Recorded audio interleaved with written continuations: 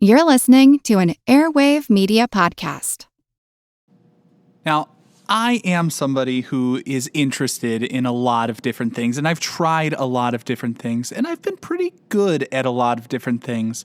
But one thing I have definitely not been successful in is athletics. From an early age, I tried all the different sports that typical kids did. I joined the baseball teams. I played basketball in junior high. But whether it was striking out in t-ball or body slamming a kid in a basketball game, my performance in athletic pursuits generally just left the refs scratching their heads and struggling to make sense of and figure out what rules would apply to the actions that they had just witnessed. Still, despite my jaw-dropping lack of athletic prowess and physical coordination, if I were alive 100 years ago, I could have competed in the Olympics. I feel like who art Ed? We'll try to slice it. Who art Ed? Mr. Wood art Ed me. Good. Either way, it's ambiguous. It works on so many levels. I know. That's off to a great start. Welcome to Who Arted, where we explore visual arts in an audio medium. I'm your host, Kyle Wood, and for this week's Fun Fact Friday, I'm sharing a little bit of forgotten history in that art used to be an Olympic event. The inclusion of art in the Olympics actually began in 1912. But that was not when the idea of art as an Olympic event began. That actually goes all the way back to the founder. The founder of the International Olympic Committee, or the IOC, and the founding of the modern games came from Baron Pierre de Coubertin. Baron Pierre de Coubertin. We'll just call him Baron Pierre. Now, he was raised and, educated with that traditional liberal arts sort of broad educational philosophy. And what he was really interested in, inspired by, was the idea of the spirit of the Olympian, someone who is not only athletic, but skilled in music and literature and the arts. So what he really wanted to do was recreate the events in modern times, and he felt like it would be incomplete if it were just athletics. He felt like it needed to have some aspect of the arts. So around the turn of the century, he struggled to build the modern Olympics from scratch. He wasn't able to convince everybody to go along with his vision right from the start. He started off with local organizers, and the first few games in Athens, St. Louis, Paris, arts competitions were not happening. And he was really adamant that what separated the Olympics and the Olympiads of ancient Greece from your everyday sort of run-of-the-mill sports ball championship is that the Olympiad, they exhibited the arts, and though the sports and artistic competitions were sort of on equal footing, it's sort of broader based and a more inclusive spirit, and that is not just athletic, but also intellectual and creative.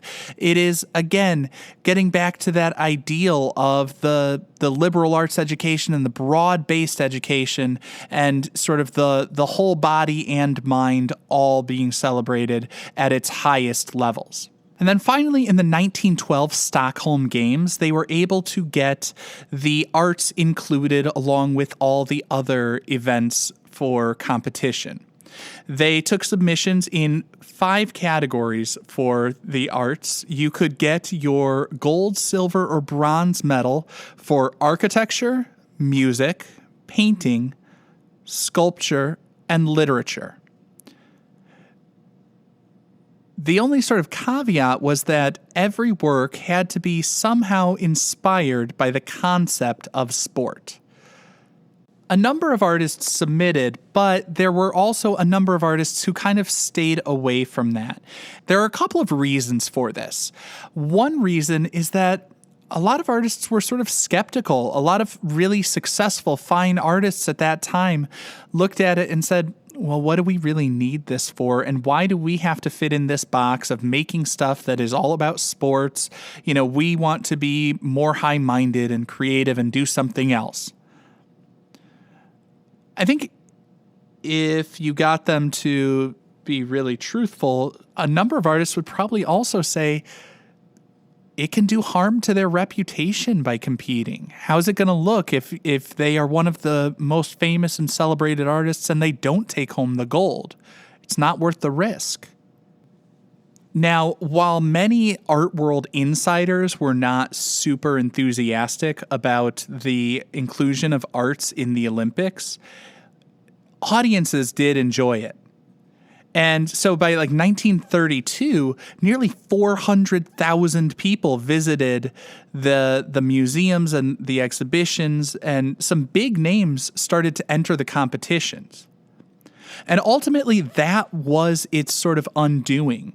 A lot of people felt like the spirit of the Olympics was supposed to be all about these amateurs, not these professionals, but amateurs doing things for the love of sport and for the love of the competition. And they didn't want things that were going to be swayed by the weight of money. And they didn't want professional artists in the games. And so ultimately, they ended up scrapping art as an Olympic event.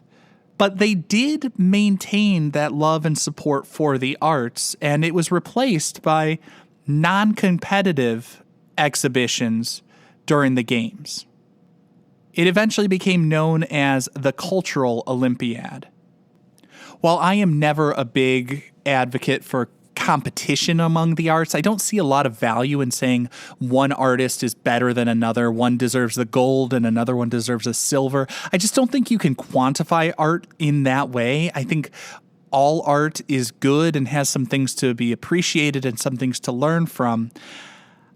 I do think people need that recognition, and I was really disappointed when I was doing research and I found that 151 medals have been awarded, but they've been stricken from the Olympic record, and they are not currently included in countries' official current medal counts. Now, while I'm not exactly thrilled with the idea that those medals are not counted and that, you know, there's the diminishing of people's achievements in that lack of recognition, I guess one good thing is that the Olympics does continue to support and promote the arts.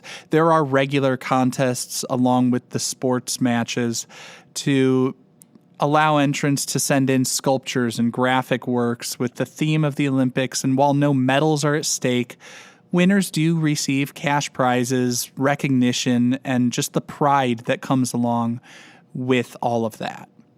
So whenever we get back to normal and start to host those games and those competitions again, look out for the thing that separates the Olympics from any other sports match. The inclusion of the arts and other markers of culture, celebrating everybody's unique brand of genius and the awe-inspiring accomplishments that people are able to achieve when they fully dedicate themselves to pursuing whatever they're passionate about. This concludes this week's episode of Who Arted.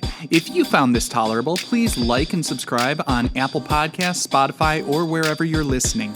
You can find images of the work being discussed this week and every week in the show notes, on Twitter @WoodArtEd, and on the website whoartedpodcast.com. Podcast done.